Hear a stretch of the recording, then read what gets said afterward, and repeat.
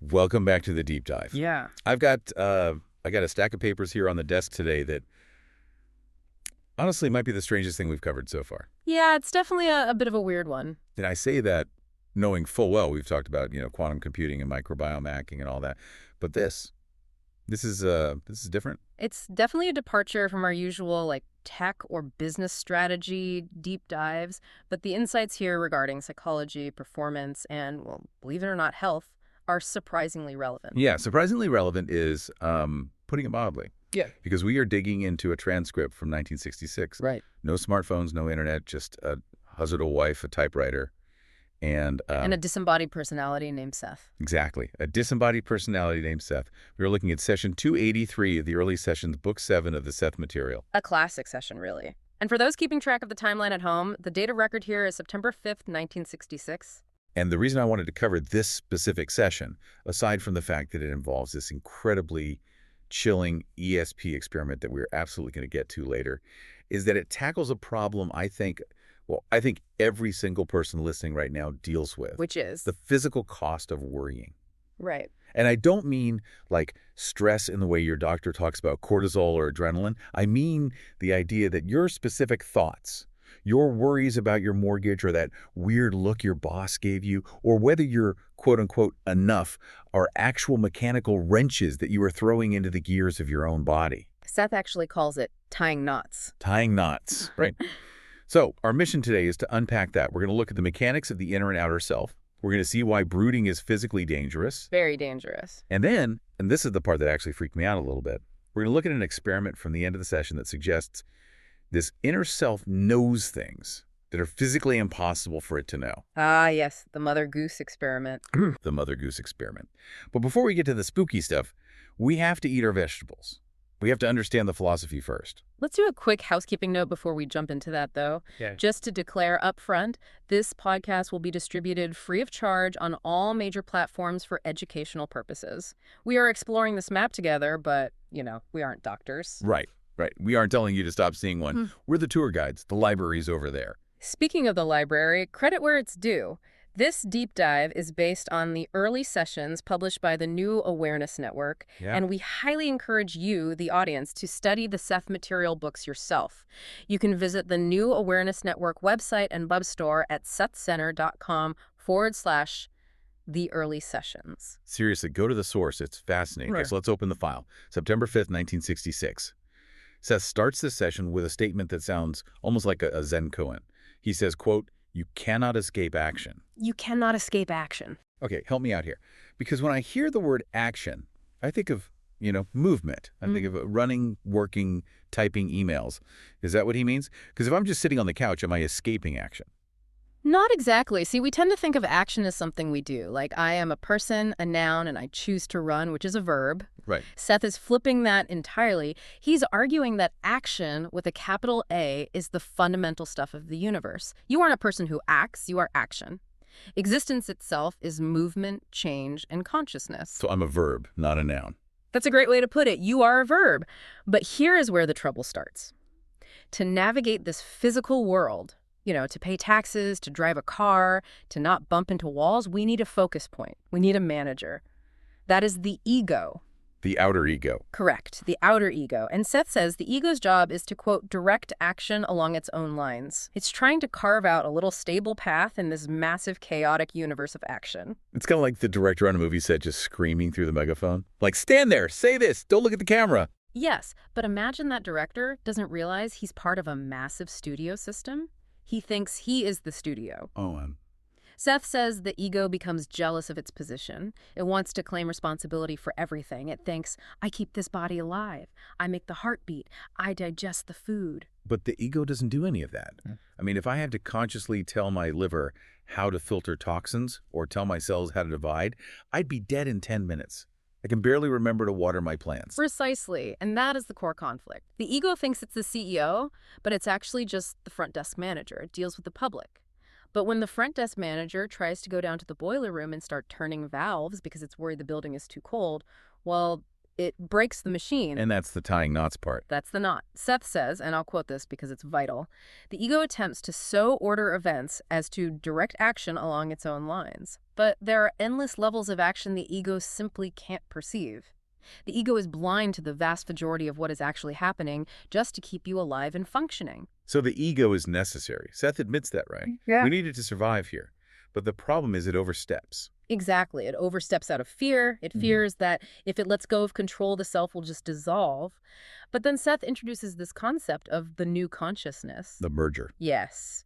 He describes a state where the outer ego, that daily I that pays the bills, merges with the inner ego, which is the intuitive, vast, subconscious part of ourselves. And how does he describe that feeling? Because usually when people talk about ego death or surrendering the ego, it sounds terrifying. It sounds like you stop being you. Well, Seth doesn't frame it as death at all. He frames it as an opening up. He says this happens when the outer ego realizes, quote, there is more, but beyond I cannot follow. I really love that line. There is more, but beyond I cannot follow. It's a real moment of humility. It is. It's the director putting down the megaphone and saying, okay, I don't know how the special effects work. I'm just going to let the FX team do their job. And when that surrender happens, Seth says the inner ego suddenly opens. Intuitional onrushes come to the surface. And the best part is you don't turn into a zombie.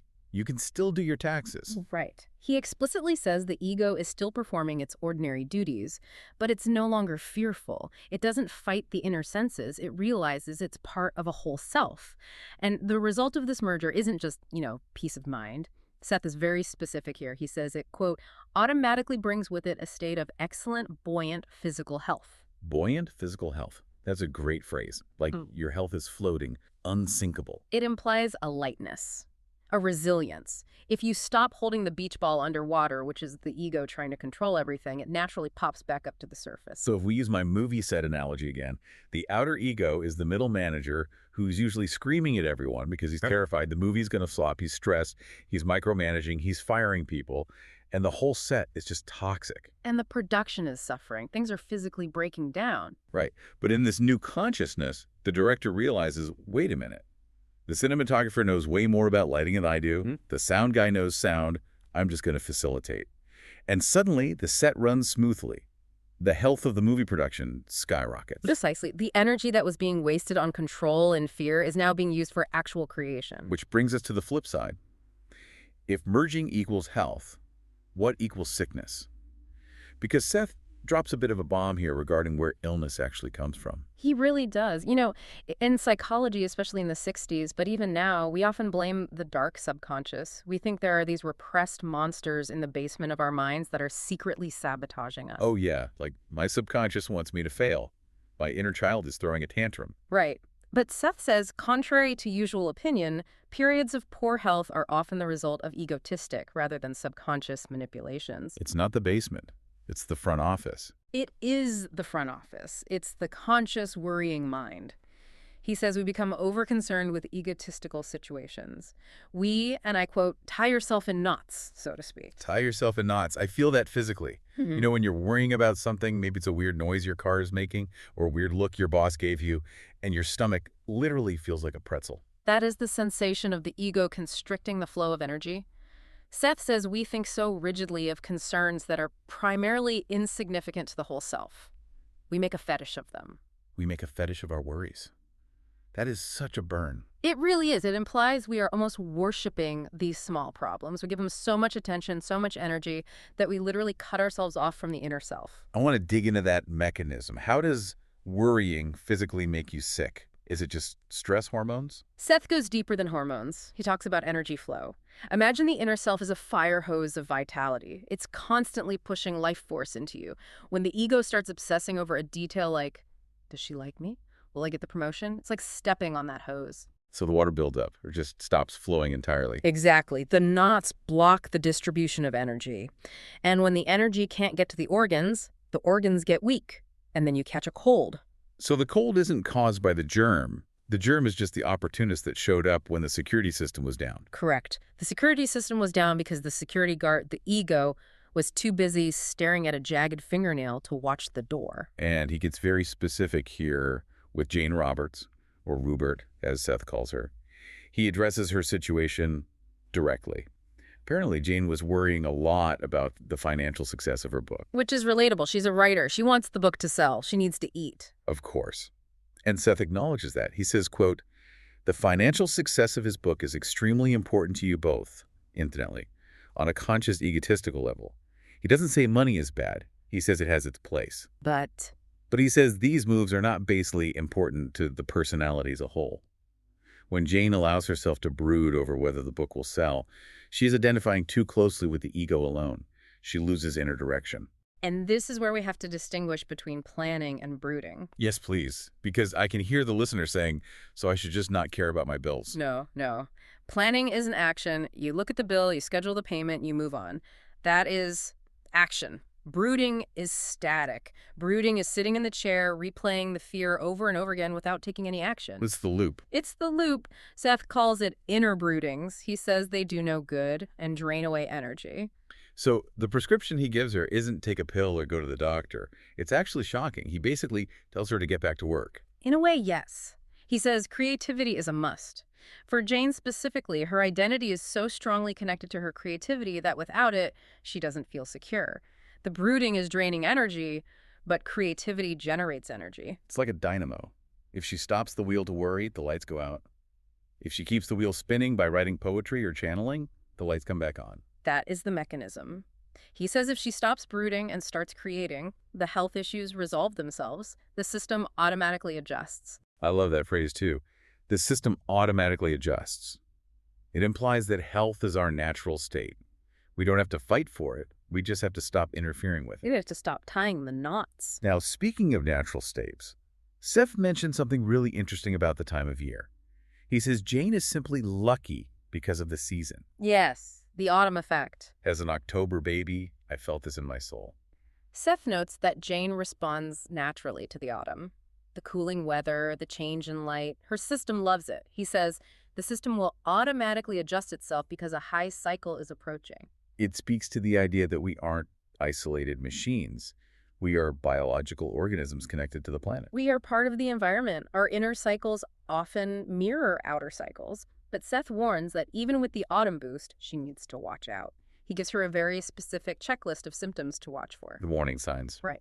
He says if she sees these things, she knows she's getting off track, identifying too much with the ego. He gives a bulleted list, basically. First one, poor memory of dreams. Second point, no poetry writing. All right. And the third bullet point, lower than usual exuberance. So no dreams, no poetry, no joy. And he puts a timeline on it. He says if these persist for a 2-month period, they will almost certainly give rise to physical symptoms. That is fascinating. It's like a pre-illness diagnostic. The body doesn't just break down overnight. The spirit or the connection to the inner self breaks down first. The dreams stop coming through. The creativity dries up. The joy fades.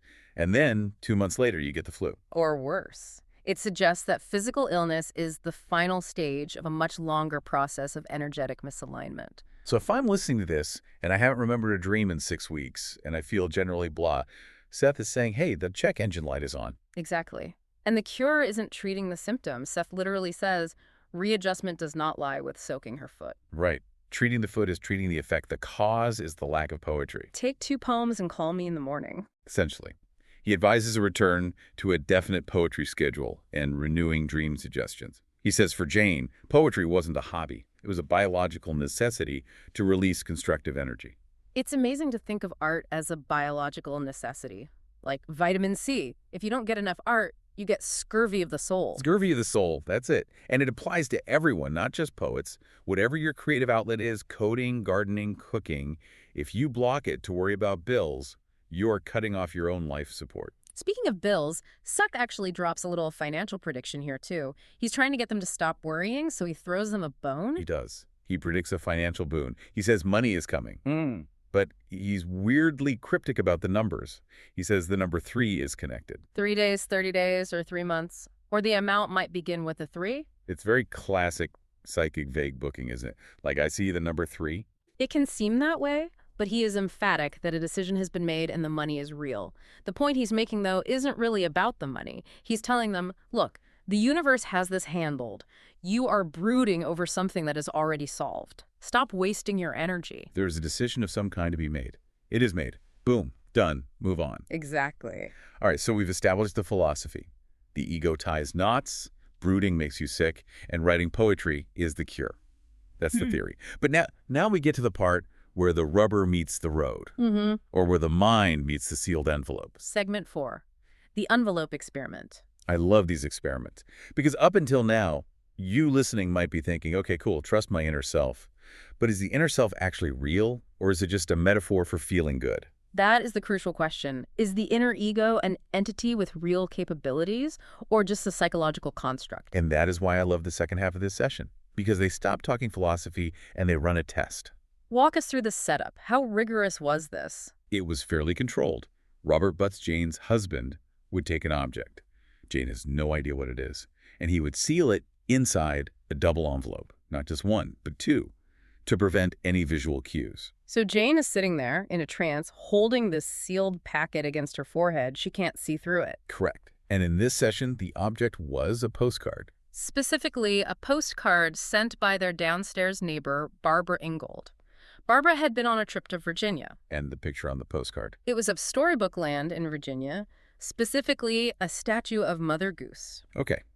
So, sealed envelope, picture of Mother Goose. Let's talk about the hits. Let's go through the bullet points of what Seth actually got right. Because Seth, or Jane, starts rattling off details that are just weirdly accurate. Let's do it. First bullet point, it starts with sensory data. Seth says red. Hit. Mother Goose is wearing a red skirt. Second bullet point, Seth says 2 children. Now wait, pause there, because this is a specific hit. Jane consciously knew the neighbor, Barbara, went on the trip with her daughter, Lisa. 1 child. So if Jane was just guessing based on what she knew, she would have said 1 child. Exactly. But Seth said 2. And it turned out Barbara did take 2 children. She took her daughter Lisa and her nephew. Jane didn't know that. The inner self knew what the ego didn't. Correct. Next bullet point. Seth says a connection with an item usually unavailable. A machine of some kind. And Barbara and the kids flew to Virginia. Flight. Machine.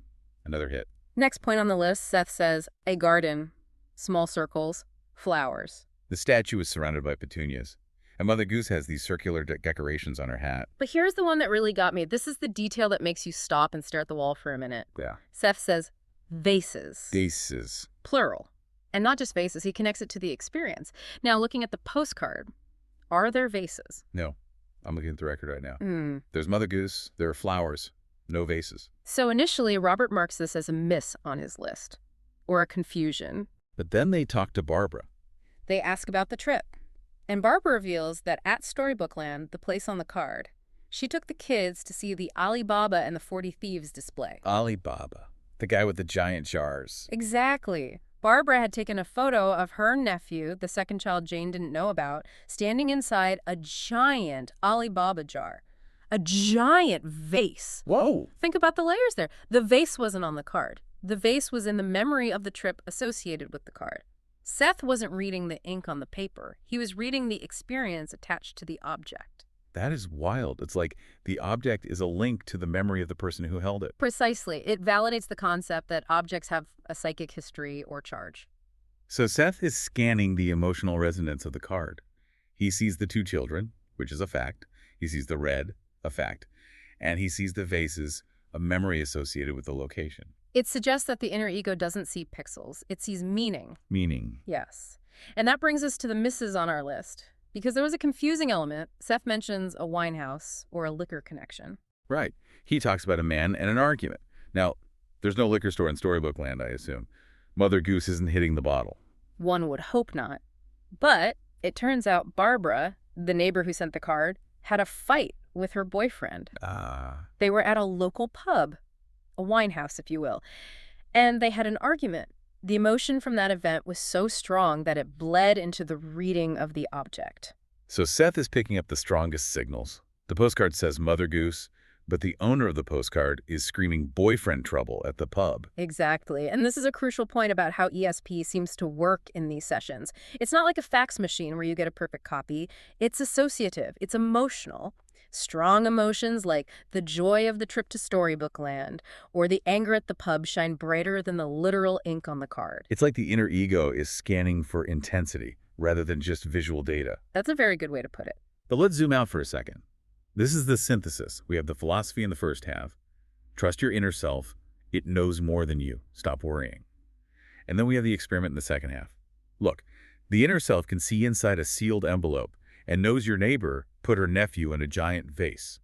The structure of the session is perfect. It moves straight from theory to proof. It connects the dots. Right. If the inner ego has access to data that is physically hidden, like the inside of a double envelope, then its perspective is objectively superior to the outer ego's. Right. The outer ego is guessing. I think there's a card in there. The inner ego knows. It's a red card with a lady and some flowers. So when Seth says, trust the inner self to handle your health, he isn't just offering a platitude. He's saying, trust the guy who has X-ray vision and knows the future, rather than the guy who is panicking about the electric bill. It makes the surrender we talked about earlier much more logical. It's not blind faith, it's strategic delegation. Strategic delegation. I like that.